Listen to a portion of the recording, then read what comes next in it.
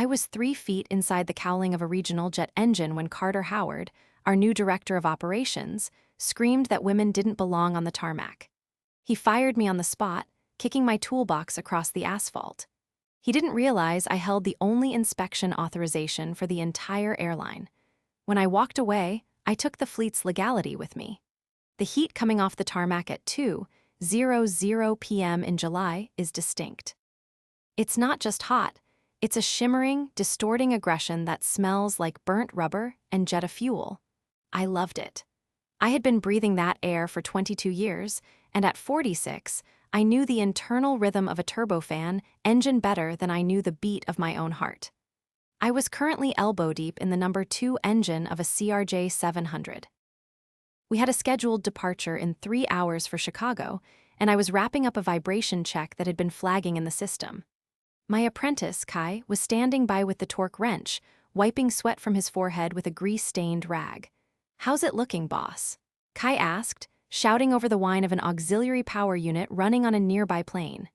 "Clean," I said, my voice muffled by the engine housing. "Just need to safety wire this bolt and sign the log." That was when the clicking started. It wasn't the clicking of a cooling engine. It was the sharp, distinctive clack of expensive dress shoes on concrete. Someone was walking onto the active maintenance line who clearly didn't belong there. "Hey!" A voice boomed. It was nasally, high-pitched, and entirely too loud. "You, get away from that turbine." I shimmied backward, careful not to snag my coveralls on the delicate sensor arrays, and dropped to my feet. I wiped my hands on a rag and looked up. Standing there was Carter Howard. He was our new director of operations, hired 2 weeks ago by Mr. Richardson to modernize the fleet and trim the fat.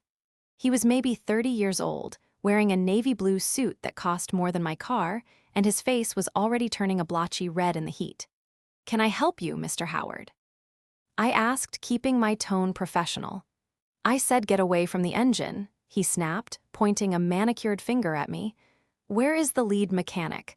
I need to speak to the man in charge." I blinked, feeling a bead of sweat roll down my back. "I am the lead mechanic, Mr. Howard." "My name is Claire Cooper. I'm the director of maintenance." He looked at me, really looked at me for the first time.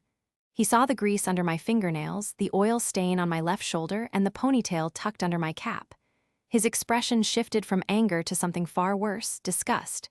"You," he scoffed, "don't be ridiculous. This is a Part 121 carrier, not a roadside auto shop. Women don't touch aircraft engines in my company. It's a liability. It looks unprofessional." Kai stepped forward, looking terrified but trying to defend me. "Sir, Claire is the best." "Quiet boy," Carter barked, not even looking at him. He turned his attention back to me. "I saw the payroll. You're the highest paid hourly employee on the tarmac. That ends today. I'm not paying a diversity hire, nearly 6 figures, to play pretend with million-dollar assets." My blood went cold. It wasn't the heat anymore. "Mr. Howard, I have an A and P license and an inspection authorization. I have been signing off these planes for a decade. If you have an issue with my performance—" "I have an issue with your existence here," he interrupted. He looked around the tarmac, puffing his chest out as if performing for an invisible audience. "Pack your things. You're done. Fired for.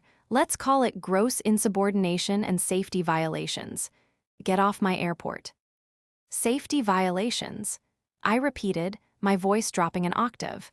"I am the only reason your safety rating is platinum." "Not anymore," Carter sneered. He stepped forward and actually kicked the side of my red rolling toolbox. It rattled loudly. "Get this junk out of here. I want a real mechanic on this line by tomorrow morning." I looked at Kai. His face was pale. I looked at the plane, the logbook sitting on the cart, and then back at Carter.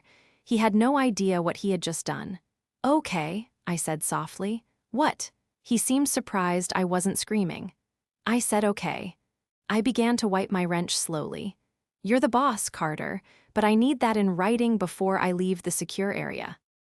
"Gladly," he smirked, pulling out his phone to email HR immediately. The walk from the maintenance hangar to the administration building felt like a funeral procession, except the corpse was walking upright. Kai trailed behind me, pushing my toolbox because Carter had forbidden me from bringing a vehicle onto the ramp to load it. "Claire, you can't just leave," Kai whispered frantically, looking over his shoulder as if Carter Howard's suit might materialize out of the heat waves. "We have the A-check due on the Embraer tomorrow. The landing gear inspection on the 737 is due Thursday. Who is going to sign them off?" I stopped walking and turned to Kai. He was 22, talented, but still green. He needed 3 more years of apprenticeship before he could test for his own power plant license. "Kai, listen to me very carefully," I said, staring into his eyes. "Do not sign anything. Do not let anyone pressure you into signing anything. If Carter brings in a scab, you watch them like a hawk, but you do not put your name on a single piece of paper.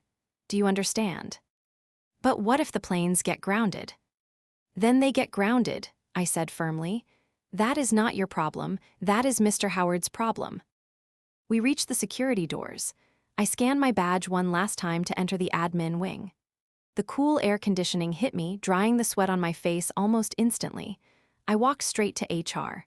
The manager, a kind woman named Linda, looked like she had just swallowed a lemon. She had the termination paperwork on her desk, fresh from the printer. Carter must have called ahead. "Claire, I don't know what to say," Linda stammered, sliding the paper across the desk. "He cited restructuring and safety concerns." "It's nonsense." "It's okay, Linda," I said, pulling a pen from my pocket, my lucky pen, the one that had signed off on thousands of safe flights. I signed the termination acknowledgement without hesitation. "I just need my final check expedited." "I can do that," she said, her voice trembling.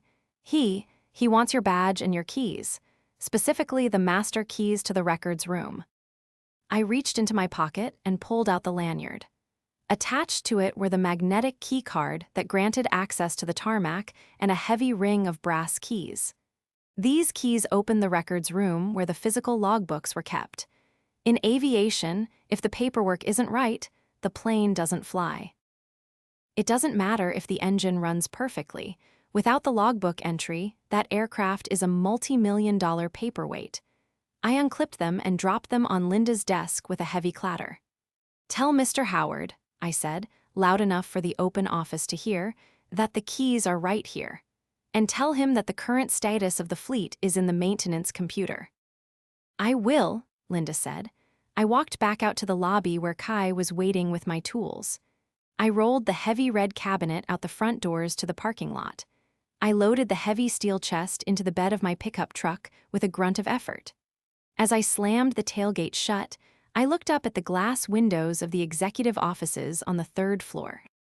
I could see Carter Howard standing there looking down at me, arms crossed, looking triumphant. He thought he had just cut a high salary from the budget. He thought he had asserted dominance. He had forgotten one critical detail.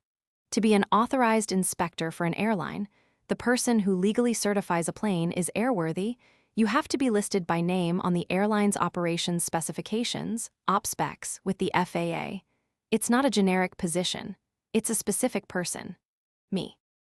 By firing me at 2:30 p.m., he had legally removed the airline's ability to perform inspections.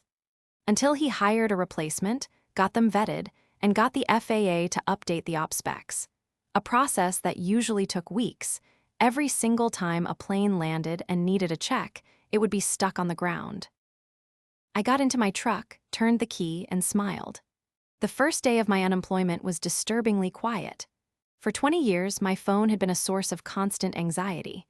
It would buzz at 3:00 a.m. with updates on delayed parts, or at 11:00 p.m. with pilot reports about funny noises in the hydraulics. Now, it sat on my kitchen counter, silent. I brewed a pot of coffee and sat on my back porch. I lived about 10 miles from the airport, but under the flight path for the approach to runway 27 right. Usually, I would hear the morning rush of our regional jets coming in from the commuter hops around 8:00 a.m. I took a sip of coffee and checked my watch. 8:15 a.m. I looked up at the sky. Clear blue. A Southwest 737 roared overhead, but none of our distinct blue and white-tailed CRJs. My phone buzzed. It wasn't the airline, it was my daughter, Margaret. Mom, are you okay? I saw the text. Do I need to draft a wrongful termination suit? I can have a demand letter on his desk by noon. Margaret was a shark of a lawyer, a trait she definitely didn't get from her father, who had left us when she was 3. She got her grit from me. I picked up the phone and typed back, "Not yet, Maggie. Let him cook. He hasn't realized the stove is on fire yet." Around 10:00 a.m., the first text from Kai came through. "Kai, Claire, the morning bank landed. Pilot on 402 reported a tire pressure warning. I checked it, it needs a refill and a sign-off. Carter is screaming at me to just do it." I replied instantly, "Do not sign it, you are an apprentice. You legally cannot sign off a tire change without supervision from an A and P. If you sign it, you lose your future license. Tell him to sign it." "Kai, he says he's the director so he can authorize it." I laughed out loud, startling a blue jay on the feeder. "Tell him to go ahead. Ask him for his A and P license number for the logbook. If he signs it, take a picture." I spent the rest of the day gardening. I pulled weeds with a ferocity that surprised me. I was angry, yes. The humiliation of being told women don't touch engines burned in my chest, but mostly I was astounded by the incompetence. By 4:00 p.m., the silence from the airport direction was deafening. I logged onto a public flight tracking website on my iPad. I filtered for our airline's fleet. The map was a sea of red. Flight 402, delayed.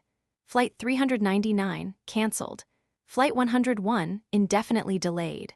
7 aircraft had landed that morning. All 7 were now sitting on the tarmac. Routine maintenance, checking oil, swapping tires, verifying sensor faults, happens constantly. Every time a pilot writes up a gripe, a mechanic has to fix it and sign the logbook. If the logbook isn't signed, the plane cannot legally take off.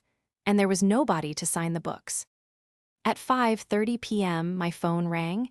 It was a number I recognized, the dispatch office. I let it go to voicemail. 5 minutes later, it rang again. This time it was Linda from HR. I let it go to voicemail. Then, at 6:00 p.m., my phone buzzed with a text from an unknown number. "Ms. Cooper, this is Carter Howard. There seems to be a misunderstanding regarding the keys you left. We cannot access the digital maintenance logs. Please call me immediately to provide the password." I stared at the screen. He thought it was a password issue. He still didn't get it. He thought he was locked out of a computer program. He didn't realize he was locked out of federal compliance. I took a sip of iced tea and typed a reply. "Mr. Howard, there is no password. You fired the inspection authorization holder. Any maintenance performed now is uncertified. I suggest you read 14 CFR Part 65 immediately. I am no longer an employee and cannot provide consultation." I hit send. The sun was setting, casting long shadows across my yard. I knew the panic was just starting over there. But I also knew Carter was the type of man who would double down before he admitted he was wrong. He wouldn't beg yet. He would try to cheat. And that was when I knew I needed to make a call. Not to a lawyer, but to an old friend who could make sure that when Carter tried to cheat, the hammer would fall. I scrolled through my contacts until I found the name, Jose, FAA Ret. I hit call. The phone rang twice before a gravelly voice answered, the kind that only comes from decades of chain smoking on drafty airport ramps. "Claire Cooper," the voice said, warm despite the gruffness. "I haven't heard from you since the engine swap on that Dash 8. Is something burning?" "More like smoking, Jose," I said, leaning back in my porch chair. "I just got fired." Director of Operations said women don't belong on the tarmac. There was a pause on the other end, followed by a low whistle. Jose, Iron Mike Martinez wasn't just any retired FAA inspector. He was legendary in the region. 15 years ago, a corrupt manager tried to pressure me into signing off a rusted wing spar on a cargo plane. I refused, grounding the plane and costing the company a fortune. Jose was the inspector who backed me up when the company tried to fire me then. The plane's wing failed during a taxi test 2 weeks later. Jose had called me, the only mechanic with a spine in the whole damn state. "Let me guess," Jose said. "This new guy, Carter Howard, MBA nice suit, wouldn't know a torque wrench from a tire iron." That's the one. He kicked my toolbox. He kicked your toolbox. Jose's voice dropped an octave. For a mechanic, tools aren't just equipment, they're an extension of the self. Kicking a mechanic's toolbox is like spitting in their face. So, let me get this straight. You're the IA holder. He fired you. Who's signing the books? Nobody, I said. And the fleet is sitting. 7 birds down since this morning. Are they trying to fly them? Not yet, but he's desperate. He thinks it's a password issue. Listen to me, Claire, Jose said, his tone shifting from friend to investigator. If he's that arrogant, he's going to try to pencil whip the logs. He's going to find some kid with a basic A and P, maybe your apprentice, and bully him into signing off inspections he's not authorized for. Or worse, he'll sign them himself. Kai is scared, I admitted. I told him not to sign anything. Good, but you need eyes on the ground. You still have access to the digital maintenance tracking. Technically, my login should be revoked, I said, but knowing their IT department, let me check. I pulled up the app on my phone. My credentials still worked. The system showed 7 open work orders: tire pressure check, hydraulic fluid top-off, nav light bulb replacement. Simple stuff. But legally, without an IA sign-off, those planes were grounded. Suddenly, a new entry popped up. Aircraft in 882CA, tire pressure check, status completed. Signed by admin override. My breath hitched. Jose, he just overrode a safety check with an admin login. That's a violation of 14 CFR Part 43. 9, Jose said instantly. And likely falsification of records. Who logged it? It just says admin override. That's Carter's login. Screenshot it now. I took a screenshot, then another, then a third as 2 more work orders flipped from open to completed in rapid succession. Got it, I said. All right, Jose said. Don't say a word to him. Let him hang himself. I'm going to make a call to the local FSDO, Flight Standards District Office. They've been looking for a reason to audit this operation since Richardson checked out. You just sit tight, enjoy your garden, and keep those screenshots coming. Thanks, Jose. Don't thank me, Claire. Thank the idiot who just committed a federal crime before dinner. The next morning, the silence from the airport was broken by the distinct roar of a CRJ 700 taking off. I checked my flight tracker. Flight 402 to Chicago departed 08:15 a.m. My stomach twisted. That plane had a tire pressure warning yesterday. It had been signed off by an admin override. Carter had actually done it. He had sent a plane into the sky with a maintenance record falsified by a man who didn't know how to inflate a bicycle tire, let alone an aircraft wheel rated for 160 knots. My phone buzzed. It was Kai. Kai, Claire, I'm freaking out. He made me give him the tire gauge, then he went out and did it himself. He didn't even check the manual for the pressure limits. Then he went into the office and cleared the code. He told the pilot it was just a sensor glitch and sent them. Claire, did you sign anything, Kai? Kai, no, I refused. He called me useless and said he'd fire me too if I didn't get with the program by Friday. Claire, stay strong. You're doing the right thing. Document everything he says. Time, date, exact words. I paced my living room. Part of me wanted to drive down there and scream to stop the madness before someone got hurt, but I knew I couldn't. I was a terminated employee. If I stepped foot on the property, he'd have me arrested for trespassing. Then I remembered the 72-hour rule. In our maintenance manual, the one I wrote, there's a clause about deferred maintenance items. Certain non-critical issues can be deferred for up to 72 hours, allowing the plane to fly back to a maintenance base. But a tire pressure warning, that's a no-go item. You can't defer a tire. If it blows on landing, you lose directional control. Carter had treated a no-go item like a nuisance. I called Jose again. He launched 402. I see it, Jose said. He's gambling. He thinks because nothing bad happened yet, he's right. That's the most dangerous kind of manager. What do we do? We wait for the inevitable. Not a crash, God forbid, but the inevitable ramp check. The FAA moves slow, Claire, until they move very fast. I sent your screenshots to Inspector Lewis. He's interested. Inspector Lewis. I knew the name.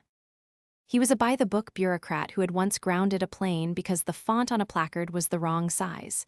If Lewis was on the case, Carter wasn't just in trouble, he was about to be dissected. Wednesday passed in a blur of anxiety. I watched every takeoff and landing on the tracker, praying the tires held. They did. Carter's luck was holding, and that only made him bolder. By Thursday, he had cleared 4 more aircraft using the admin override. But on Thursday afternoon, the first crack appeared. A pilot from Flight 399 refused to fly. I heard about it from Kai. Captain Miller just walked off the plane. He saw the logbook. He saw admin override on the hydraulic leak fix. He asked Carter who performed the work. Carter said management addressed it. Miller laughed in his face and said he's not flying a bird fixed by a suit. He just walked off. Claire, good for Miller. Carter is losing it. He's threatening to fire the pilots now. He's screaming that everyone is conspiring against him. The cracks were spreading. A pilot refusing a plane is a massive event. It triggers automatic reports. It creates a paper trail that even a director of operations can't delete.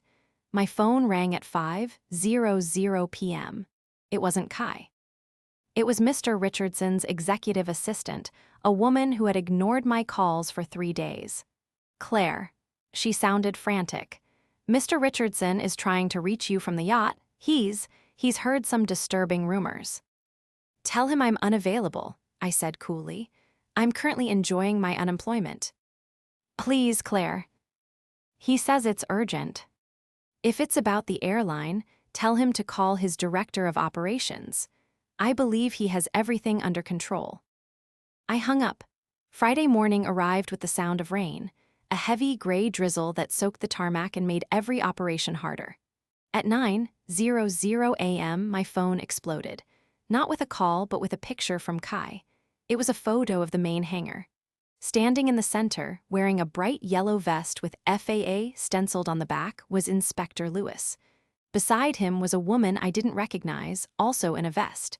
They were holding clipboards. And in Lewis's hand was a stack of bright red tags. Red tags. The sight of them sends a chill down any mechanic's spine.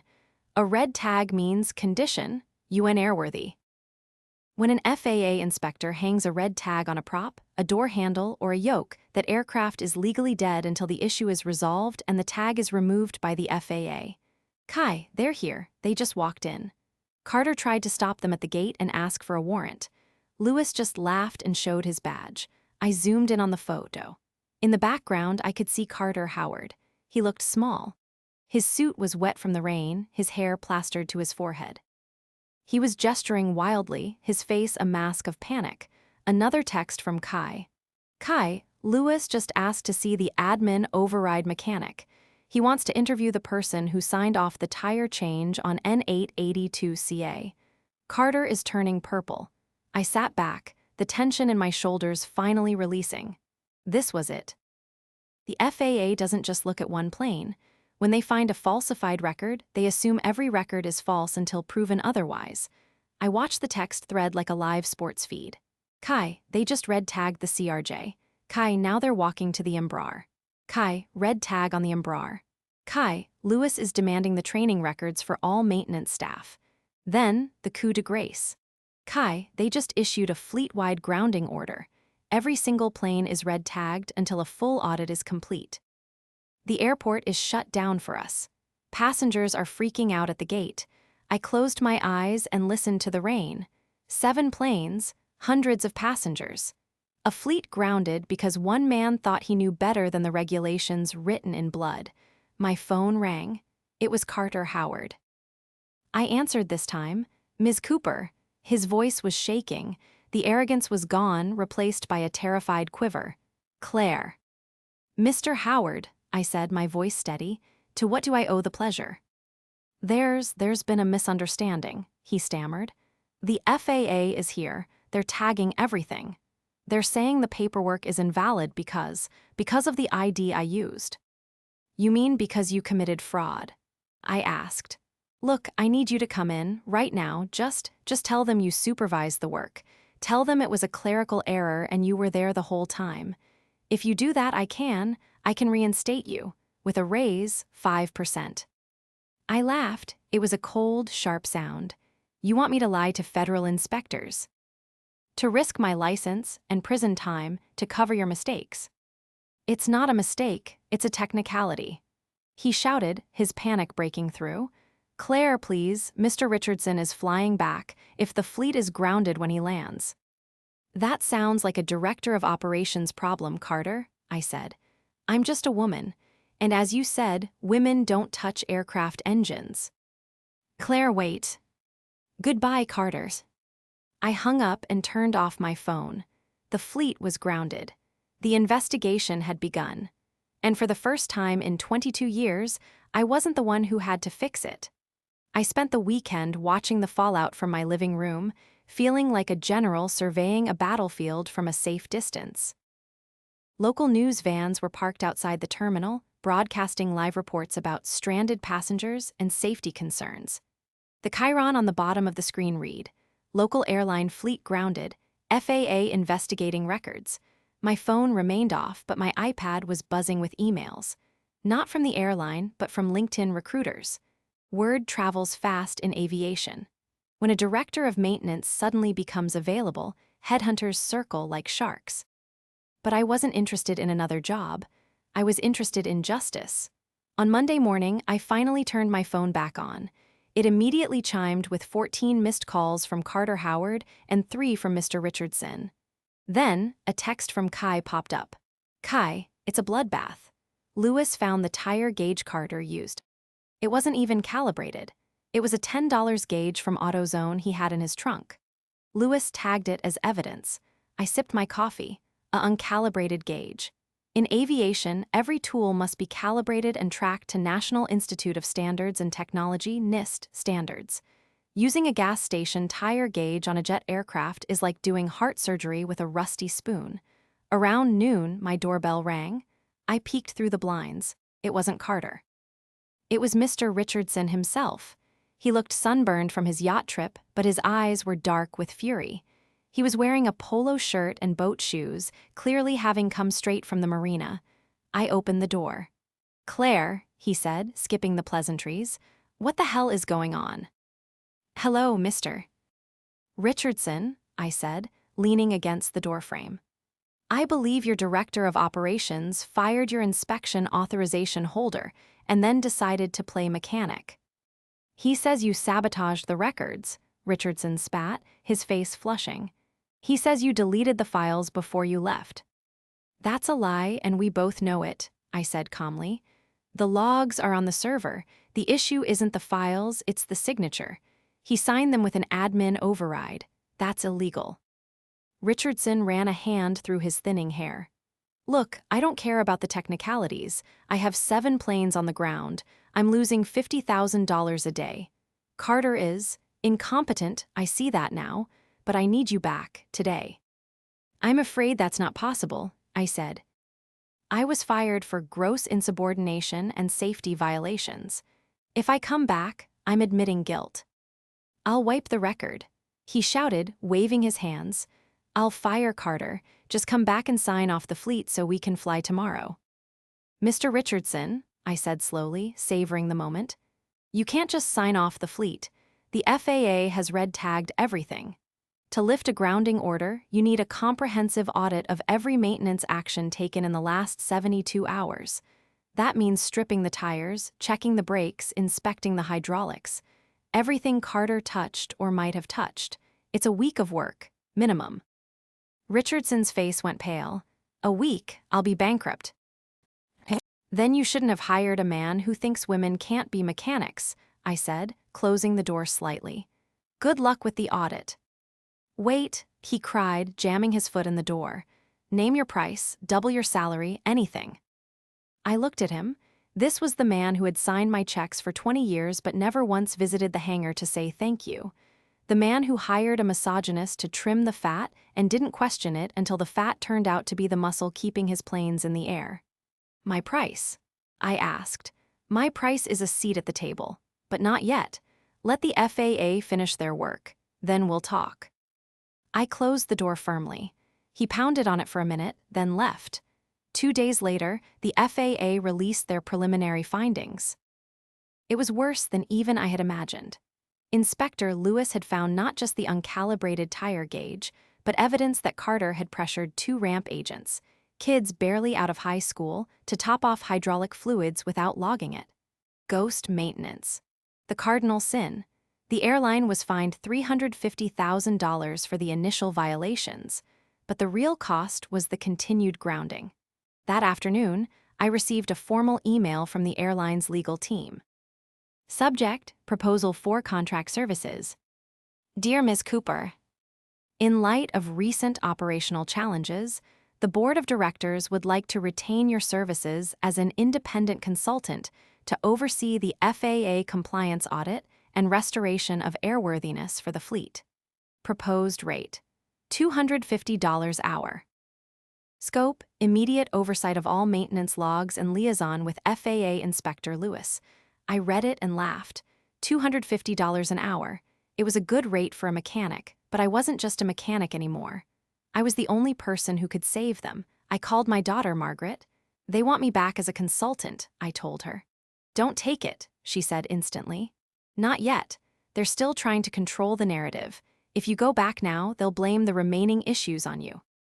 Claire Cooper oversaw the recovery, so any lingering problems are her fault. You need total indemnity. Smart girl, I said. So what do I do? Counteroffer, she said. But not for money, for authority. Demand full autonomy over the maintenance department. No oversight from operations. And demand that Carter Howard be removed from the premises before you even step foot on the property. I like the sound of that. I drafted my reply to Legal Department. I am willing to assist in the recovery of the fleet, subject to the following conditions. 1. Immediate termination of Carter Howard. 2. Full autonomy for the maintenance department, reporting directly to the board, not the CEO. 3. A public retraction of my termination reason. For my rate is $400 hour, with a minimum 40-hour guarantee. Sincerely, Claire Cooper. I hit send and waited. The response didn't come from legal. It came from Carter Howard. Whatever was happening internally, he had clearly intercepted the email or been told about my demands. He was fighting for his life, and like a cornered rat, he was biting. He called me at 8:00 p.m. I answered on speaker so Margaret, who was over for dinner, could hear. You think you can blackmail us? Carter hissed. He sounded drunk. I know what you're doing. You set me up. You knew I didn't know the password. There was no password, Carter, I said, tired of the lie. You just didn't have the license. I'm going to ruin you, he slurred. I'm going to tell the FAA you were the one who authorized the ghost maintenance before you left. I'll say you told the ramp agents to do it. Margaret's eyes went wide. She grabbed a notepad and scribbled. Recording, I nodded. Carter, are you threatening to falsify a federal investigation report to frame me? I'm promising it, he shouted. I'm the director, my word against yours. Who are they going to believe? The guy with the MBA or the disgruntled mechanic who got fired for incompetence? I think they'll believe the logs, I said calmly. The timestamps don't lie. I was fired at 2:30 p.m. The ghost maintenance happened at 4:15 p.m. Unless I can teleport, your story has holes. I'll fix the timestamps, he screamed. I have it on it right now. Carter, I said, my voice dropping to a whisper. Did you just say you are currently ordering it to alter federal records? I'm doing what needs to be done to save this company from your sabotage. Okay, I said. Good luck with that.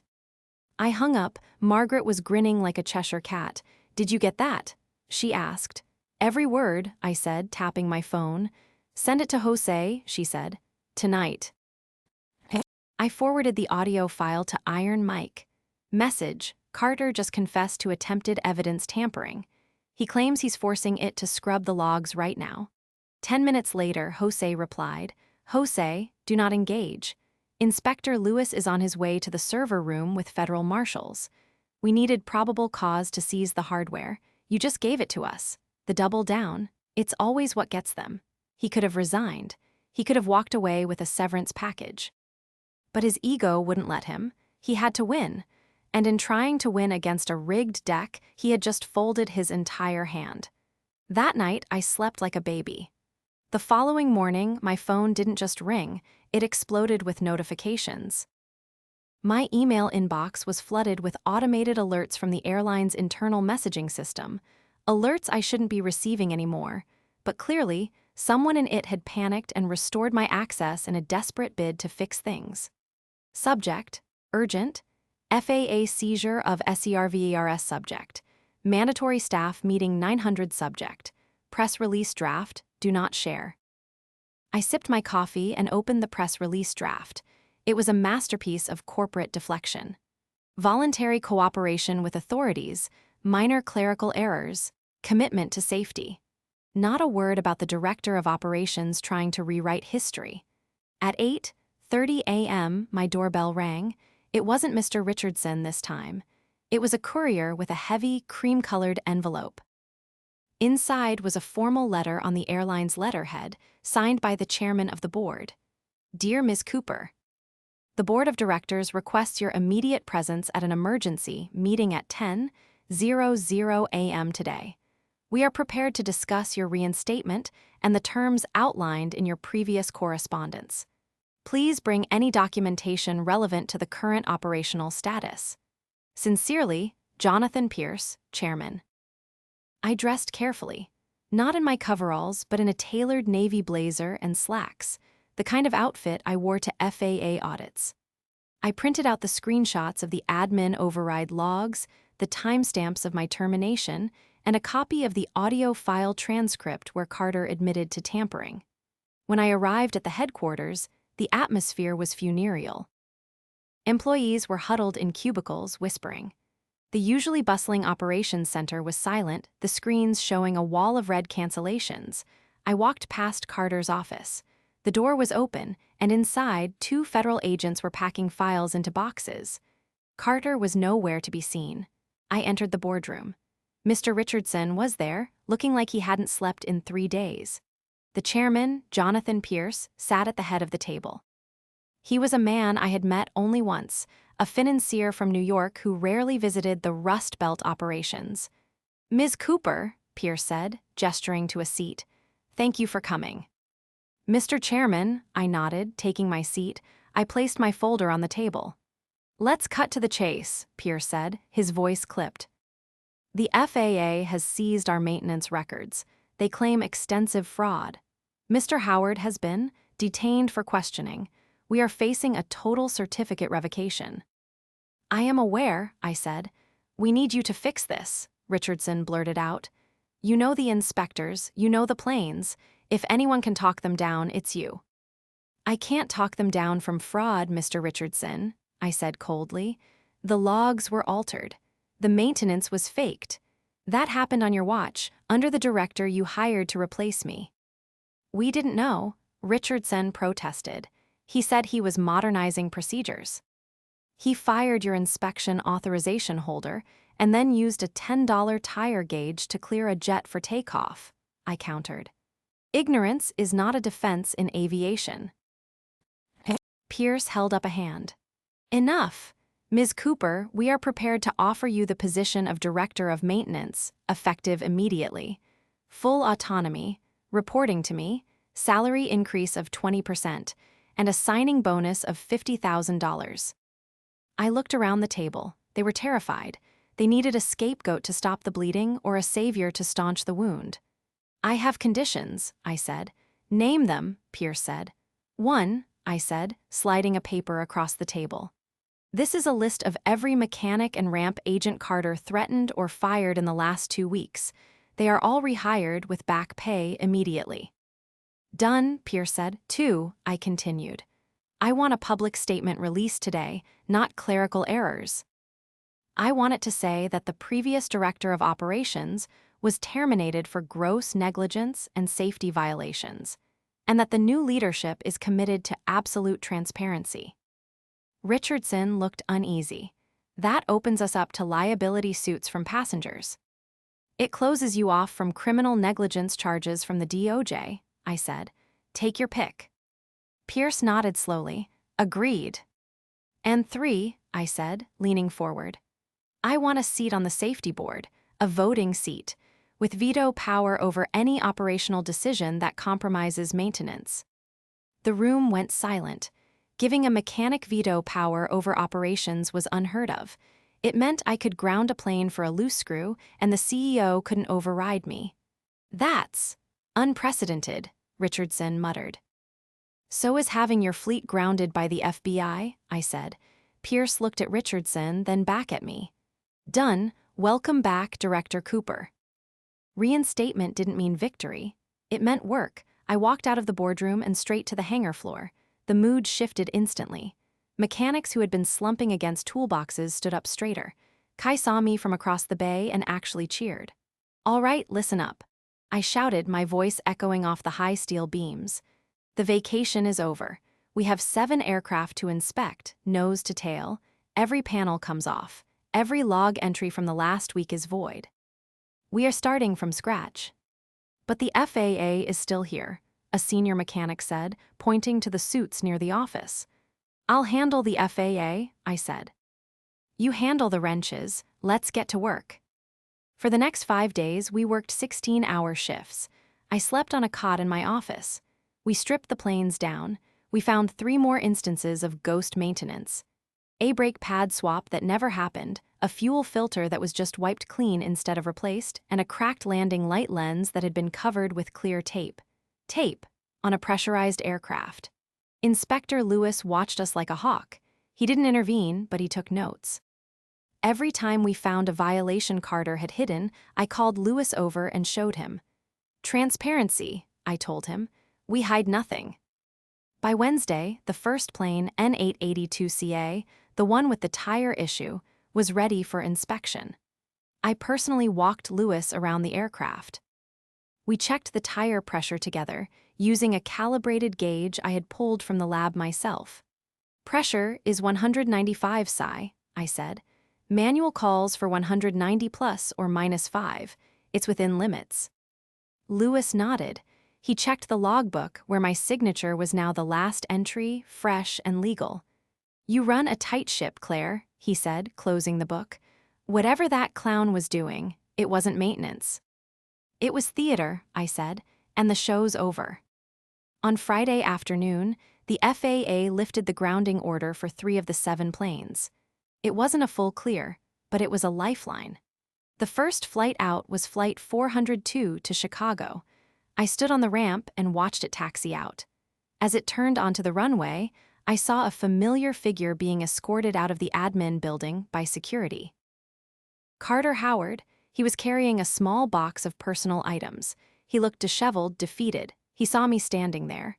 He stopped for a moment, his mouth opening as if to say something. Then he saw the plane taking off behind me, my plane, fixed by my team, signed off by my hand. He closed his mouth and got into his car. That night, I went home for the first time in a week. I sat on my porch, cracked a beer, and listened to the distant hum of engines. The fleet was flying again. But the war wasn't over. Carter was gone, but the culture that allowed him to exist still lingered in the boardroom. I had my seat at the table now, and I intended to use it.